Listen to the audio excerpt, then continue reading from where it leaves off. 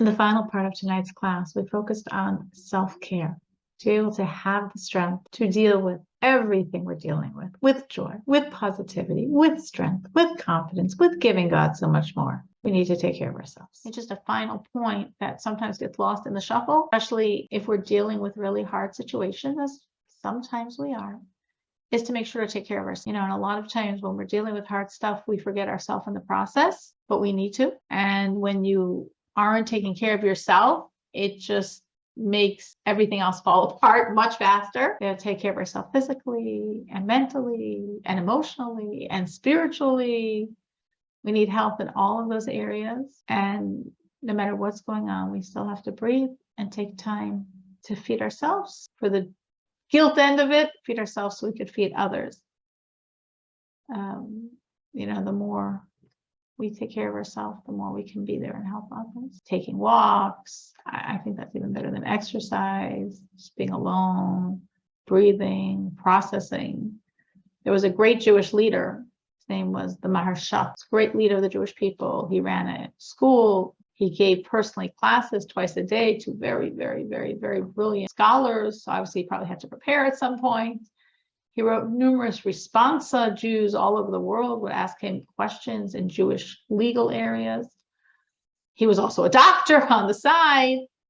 And it says that every day he took a walk. So taking a walk is good. Journaling is good. Always having our thank you God journals is very self-nurturing. It could be like, oh, well, I'm just adding something to my gotta-do list.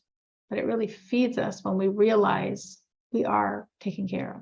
The more we find what to thank God for in our day, the more we're reinforcing the message that God is really taking good care of us. Talking to a good friend can be very nurturing, not necessarily even about the issue, just talking. We're women, just talking sometimes makes us feel better.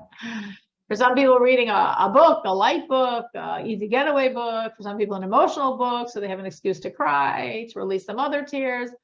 People, everybody's a little different, but we all have to find time for ourselves, especially when we're dealing with some very big and heavy burdens, because it's very, very easy for us to put ourselves on the side. And again, the more we feed ourselves, the more we have the stamina to do what we need to do for ourselves, for the situation, and for other people. And we shouldn't think that's not important.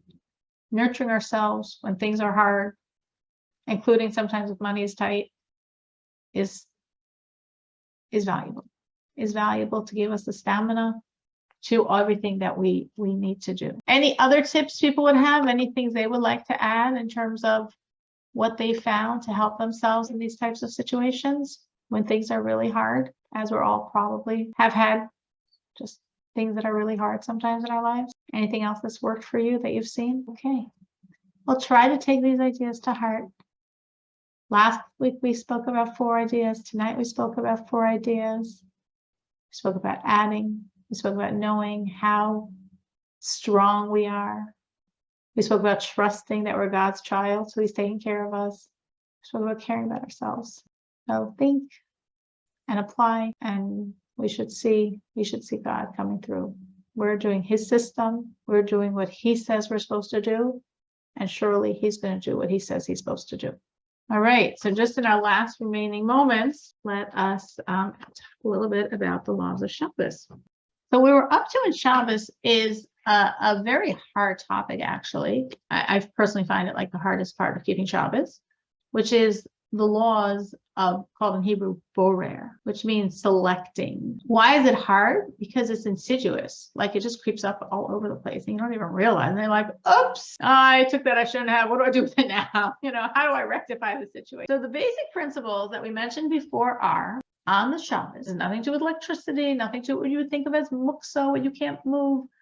These are the most simple common objects of your home, of your life. We are only allowed to select good from bad with my hand for immediate use. Good from bad with my hand for immediate use. So just in my own personal application, I'm always selecting with my hand. That's never a challenge. I know I can only select good from bad, so that's not a challenge. I make sure I take the good and don't take the bad. That's easy. You just have to be focused. The challenge is it's not always it's not always, the use is not always immediate. So if the use is not immediate, what do I do with it? Well, either got to do something with it so it's immediate, or you can't do it. You can't select, but I need to, but you can't. So the only selection is good from bad with your hand for immediate use. Meaning, like, I'm just going to make up a silly example, but let's say you had a bowl of grapes, and some of the grapes were already, getting soft and not so good, and some of the grapes were perfect. And you want to put the grapes out. You're going to have company, or just for people to eat. Grapes, if you put them in the fridge, they're never going to get eaten. They're all going to go bad. So, but you don't want to put them out with the bad grapes, because if they're bad, first of all, it doesn't look nice. You're having company or whatever, people aren't going to eat them if they see bad grapes. So what do? Well, first you have to only select the good ones from the bad one. It's much simpler to pluck off the bad ones, but you cannot do that. If you plucked off the 10 bad, you're taking bad from good. You're not allowed to do that. So you have to select the good, a much longer, harder process, and leave the bad. All right, that's difficult enough, but now it has to be for immediate use. Well, I mean, in this situation, your immediate use could be you could start eating. So you can make this beautiful bowl and then start eating a few, and that was your immediate use. So that's actually a fairly simple issue, but you have to think of an immediate use. Otherwise, it doesn't work. And so it is everywhere you turn, putting away silverware, setting a table, selecting clothing to wear, so many things have to do with food. It comes and comes and comes at you all day long on Shabbos. Wait, stop. Am I selecting? Like, what do I mean by clothing? Like, let's say you were getting dressed that morning and you weren't sure what you wanted to wear. And you took out 2 items and then you wore one. Well, what do you do with the other? If you just put it back, well, then you didn't use it. It became the bad item that you selected. So, I mean, the simplest thing, if you want to take the time, is you put it on and you take it off, because then you got use out of it. You had immediate use out of it because you put it on, and then you took it off, and then you can put it back. You wore it, or it just, these things sometimes get a little tricky. But any questions on this area of keeping Shabbos? Cyril, last time we talked about that we're not supposed to peel pistachio, take it out to eat.